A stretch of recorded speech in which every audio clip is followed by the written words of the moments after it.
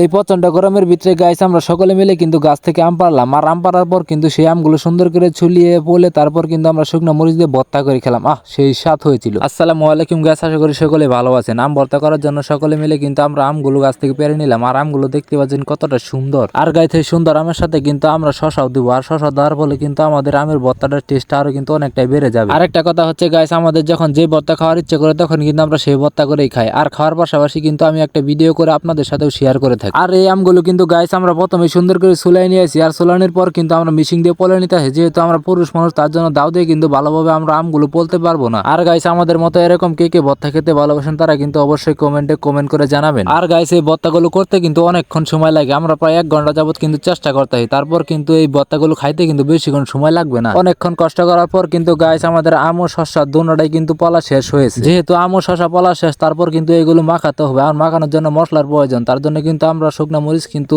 আগুনে পুড়ে নিতেছি। আমরা গাইস ভাবছিলাম যে খেরের ভিতরে আগুন ধরানোর পর হয়তো সুন্দর করে মরিচ গুলো পুড়তে পারবো, কিন্তু আমরা দেখলাম যে এই জায়গায় আমরা যতটুকু মরিচ পুড়তে চেয়েছিলাম তার তুলনায় কিন্তু অনেকটাই মরিচ বেশি পুড়ে গিয়েছে। আর গাইস এই শুকনা মরিচের সাথে কিন্তু আমরা গুঁড়া মরিচ দিয়েছিলাম, আরো কিন্তু কাঁচা মরিচ দিয়েছিলাম, যাতে করে ভর্তার টেস্ট আরো অনেকটাই সুন্দর হয়। তারপর গাইস সবগুলো একত্রে মিশ্র করে কিন্তু আমি ডলে একদম ভর্তার ভিতরে দিয়ে দিলাম, আর ভর্তাটা কিন্তু সুন্দর করে মাখাবো, আর মাখানোর পর কিন্তু সেই একটা টেস্ট হবে, খাওয়ার যোগ্য হয়ে উঠবে। আমরা কষ্ট করে এত সুন্দর করে ভর্তা করতেছি গাইস, কিন্তু এই জায়গায় কিন্তু অনেক দর্শক রয়েছে। সবাইকে দেওয়ার পর কিন্তু আমরা গাইস অর্ধেক ভর্তা পাবো না। যাই হোক গাইস, আমরা করলাম তাতে কি হয়েছে, সবাই মিলে খাওয়ার মজাটা কিন্তু অন্যরকম। আর গাইস ভর্তা মাখানোর পর কিন্তু আমরা সবাইকে দেওয়ার পর কিন্তু আমাদের টুক নিয়ে আমরা একটু এদিকে চলে আসলাম, যাতে আমরা মজা করে খেতে পারি হই হল্লা করে। সবাইকে দেওয়ার পর যে পরিমাণ ভর্তা আমাদের এখানে আছে, আসলে কিন্তু গাইস আমাদের এই ভর্তা শেষে কম পড়েছিল, সবাইকে আমরা বেশি করে দিয়ে ফেলেছিলাম। যাই হোক গাইস, ভর্তাটা করার পর কিন্তু আমরা সবাই মিলেমিশে খেতে পারছি, তাতে অনেক কিছু। আর আমার এরকম ভিডিওগুলো ভালো লাগলে অবশ্যই কিন্তু একটা লাইক দিয়ে অবশ্যই কিন্তু শেয়ার করে দিবেন।